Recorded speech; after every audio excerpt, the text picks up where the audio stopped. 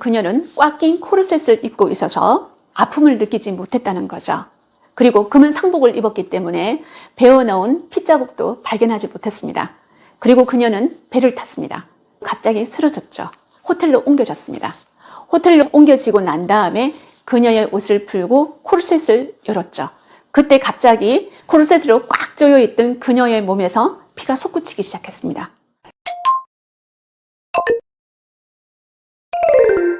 엘리자베스는 자기 자신을 철저하게 관리하는 황후로 정평이 나 있는데요. 그녀의 키는 173cm였습니다. 몸매 관리를 특별히 하게 되었는데요. 코르셋으로 허리 19인치에서 20인치를 늘 유지했다고 합니다. 두 번째는 체중 관리였습니다. 체중 관리를 하기 위해서 이 황실에 피트니스 센터까지 차리게 만들었던 인물이 엘리자베스였습니다. 173cm면 보통 몸무게 63kg 정도가 정상 아니겠습니까? 그런데 그녀의 체중은 46kg에서 49kg, 50kg가 되지 않았다는 거죠. 그리고 식단 관리를 굉장히 철저하게 했습니다. 우유와 오렌지 6개가 그녀 하루의 식사였습니다. 네 번째는 헤어 관리입니다. 오른쪽에 있는 이 사진을 보면 그녀의 헤어가 굉장히 긴 것을 알 수가 있죠. 이 긴 헤어 스스로 감을 수가 있을까요? 손질할 수 있겠습니까? 못합니다. 그래서 3시간 동안 관리하는데 이 헤어를 관리하는 시종이 늘 붙어 다녔다고 하죠. 잘 가꾸어진 그녀의 모습들입니다. 아름다운 자태죠. 이 아름다운 자태의 엘리자베스는 늘 코르셋으로 허리를 꽉 조이고 있는데요.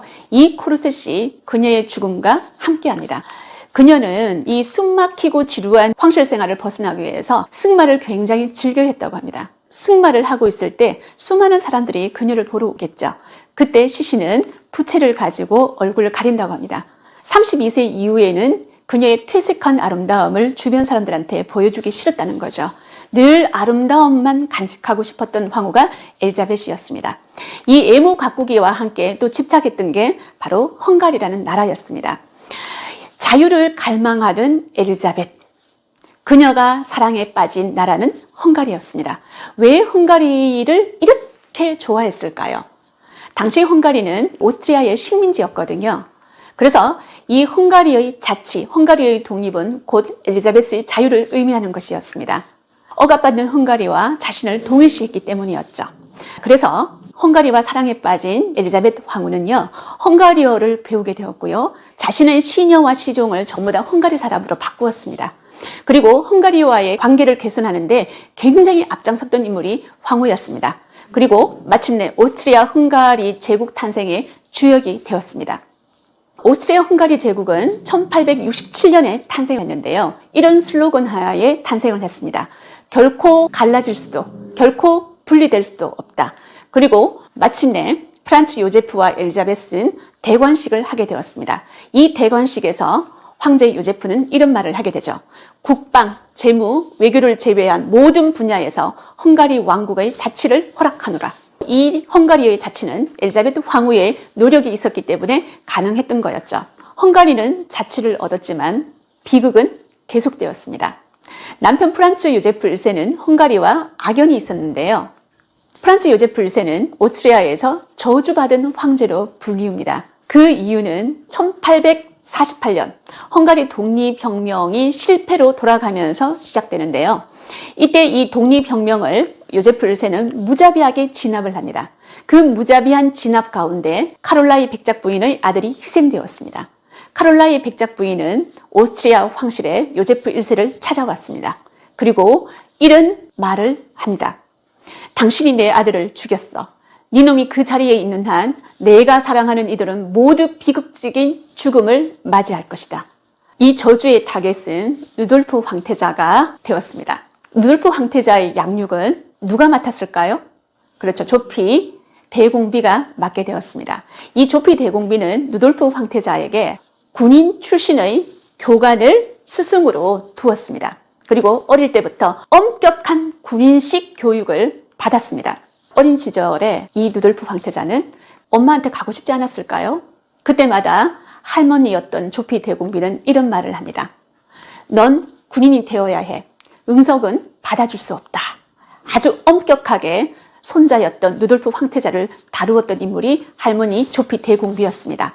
이 루돌프 황태자는 지금으로 말하면 아동 학대에 가까운 교육을 받았는데요. 내용은 이렇습니다. 이 어린 아이를 단련시키기 위해서 7살 어린 아이를 권총으로 깨웠다는 거죠. 권총으로 쏘면서 아이를 깨웠습니다. 얼마나 놀랬을까요?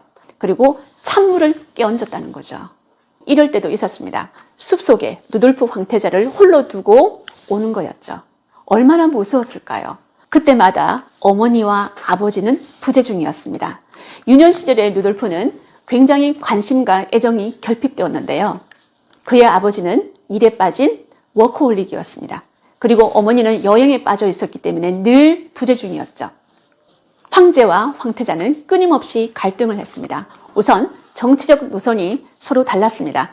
아버지는 굉장히 권위적이고 보수적이고 독일 위주의 외교 노선을 취했다면 아들이었던 황태자 루돌프는 어머니를 닮은 자유주의적인 사고방식을 가지고 있었습니다. 그리고 영국과 프랑스와 외교를 해야 된다고 늘 아버지한테 지근을 하는 스타일이었죠. 하지만 아버지는 황태자의 생각을 받아주지 않았습니다. 두 번째는 이 황태자의 여자 문제였습니다. 황태자 루돌프는 벨기에 스테파니 공주와 결혼을 하셨습니다. 정략적인 결혼이었죠. 여러분, 정략적인 결혼에 사랑이 있습니까? 사랑이 없습니다. 그래서 결혼 생활도 굉장히 우울하고 불행했다고 알려졌습니다. 그래서 그는 17살의 마리아 베체라라는 여인을 만나서 사랑을 하게 되었습니다.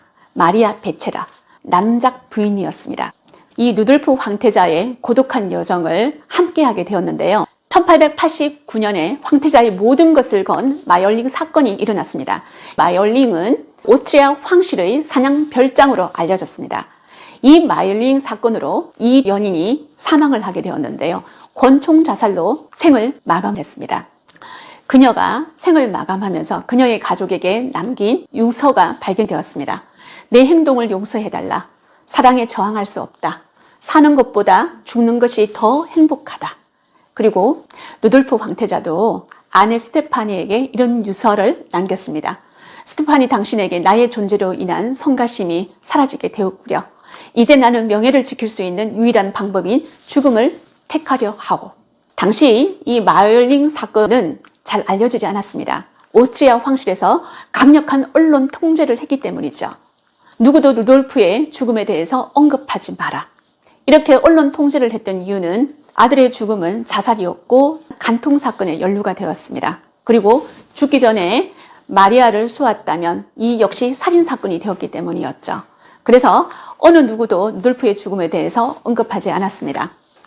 아들 루돌프 황태자의 죽음 이후 엘리자베스는 점점 나락으로 빠지게 되었는데요. 그녀는 죽을 때까지 이 검은 상복을 벗지 않았다고 합니다. 루돌프 황태자만 죽었는 게 아니었습니다. 잇따른 죽음이 그녀를 더욱더 괴롭게 만들었습니다. 1888년 그녀에게 가장 많은 영향을 주었고 그녀에게 사랑을 쏟아주었던 아버지가 그녀의 곁을 떠났습니다. 그리고 방금 이야기했던 1889년에 아들 루돌프 황태자가 그녀 곁을 떠났습니다. 그녀는 굉장히 자책했습니다. 그녀가 돌보지 못했고 그녀가 온전히 사랑을 쏟지 못했던 그 아들 황태자가 떠난 것이었기 때문이었죠. 세 번째, 그녀의 언니 헬레나도 그녀의 곁을 떠났습니다. 어머니도 그녀의 곁을 떠나게 되었죠. 막내 동생까지 하나하나 그녀의 곁을 떠나면서 그녀는 더욱더 우울증에 빠졌습니다. 그녀를 살릴 수 있는 것은 오로지 오스트리아 황실을 떠나는 것뿐이었습니다. 그렇습니다. 그녀의 여행은 살기 위한 몸부림이었습니다. 그녀는 살기 위해 떠난 여행에서 최후를 맞이하게 됩니다. 스위스 여행 중에 찍힌 엘리자베스의 마지막 모습입니다. 그녀의 나이가 60이었습니다. 살려고 간 곳에서 죽음을 맞이했던 시신은 마지막까지 상복을 입고 있었습니다. 그녀를 암살했던 암살범 루켄입니다. 이 루켄이가 엘리자벳과 그녀의 시녀 앞을 지나가게 되었죠. 그녀를 찔렀습니다. 하지만 그녀는 단순한 소매치기쯤으로 알았다는 거죠. 왜냐하면 그녀는 꽉 낀 코르셋을 입고 있어서 아픔을 느끼지 못했다는 거죠. 그리고 금은 상복을 입었기 때문에 베어넣은 핏자국도 발견하지 못했습니다. 그리고 그녀는 배를 탔습니다. 갑자기 쓰러졌죠. 호텔로 옮겨졌습니다. 호텔로 옮겨지고 난 다음에 그녀의 옷을 풀고 코르셋을 열었죠. 그때 갑자기 코르셋으로 꽉 조여있던 그녀의 몸에서 피가 솟구치기 시작했습니다. 과다출혈로 그녀는 사망을 했다는 거죠. 나중에 그녀의 시신을 부검하던 의사는 이런 말을 했습니다. 루케니가 찌른 이 칼이 그녀의 갈비뼈를 관통했다. 갈비뼈가 관통당했지만 그녀는 이 코르셋과 검은 상복 때문에 빨리 상처를 알아차리지 못했다는 거죠. 그리고 그녀는 죽으면서 이런 말을 했습니다. 그녀의 마지막 말이기도 했었죠. 나에게 무슨 일이 일어난 거지? 그녀는 자신에게 무슨 일이 일어난 줄도 모르면서 두 눈을 감게 되었다는 거죠. 암살범 루이지 루케니는 이런 말을 했습니다. 나는 신념에 따른 무정부주의자다. 나는 고통받는 사람들과 사회적 지위를 향상시키기 위해 아무것도 하지 않는 사람들에게 모범을 보일 목적으로 군주를 죽이기 위해 제네바에 왔다. 내가 누구를 죽여야 하는지는 중요하지 않았다. 내가 찌른 것은 여자가 아니라 황후였다. 그것은 내가 보기에 왕관이었다. 이 소식을 들은 요제프 1세는 비록 황제이지만 나에게는 아무것도 남아있지 않았다면서 오해를 했습니다. 내가 얼마나 그녀를 사랑했는지, 내게 얼마나 그녀가 중요한 사람인지 그녀는 모를 것이야. 이렇게 회한에 잠기게 되었죠. 그리고 비넷에 거인된 엘리자베트 황후의 장례 행렬, 수많은 오스트리아인들이 슬픔을 함께 했습니다. 이 모든 비극을 겪은 86세의 요제프 황제는 68년간 제국을 이끌었습니다. 그리고 샘부른 궁전에서 눈을 감게 되었는데요. 그때가 1916년 1차 세계대전 한가운데였습니다. 마침내 황실 묘지에서 가족이 함께하게 되었습니다. 황후 엘리자베트 옆에는 황태자 루돌프가 누워있고요. 남편이었던 요제프 1세가 함께하고 있습니다. 엘리자베스는 아무것도 모르는 16살의 나이에 반려가 이해하지도 못하는 말들로 맹세하고 그 후 30년간 후회하며 사는 것이 결혼이었다라고 말한 적이 있습니다. 엘리자베스에게 결혼이란 30년간 후회하며 사는 것이었습니다. 뮤지컬 엘리자베트 혹시 보셨습니까? 거기에 보면 여주인공 엘리자벳이 이런 노래를 부르죠. 당신들의 끝없는 강요 속에 내 몸이 묶인다 해도 내 영혼 속 날개는 꺾이진 않아. 내 삶은 내가 선택해. 새장 속 새처럼 살아갈 수는 없어. 난 이제 내 삶을 원하는 대로 살래. 내 인생은 나의 것. 나의 주인은 나야. 난 자유를 원해. 자유. 꼭 엘리자베스의 신경을 보여주는 것 같지 않습니까? 죽어서야 비로소 영원한 자유를 얻은 황후 엘리자벳이었습니다. 만약 여러분이 황후 엘리자벳이라면 어떤 선택과 어떤 삶을 사시겠습니까?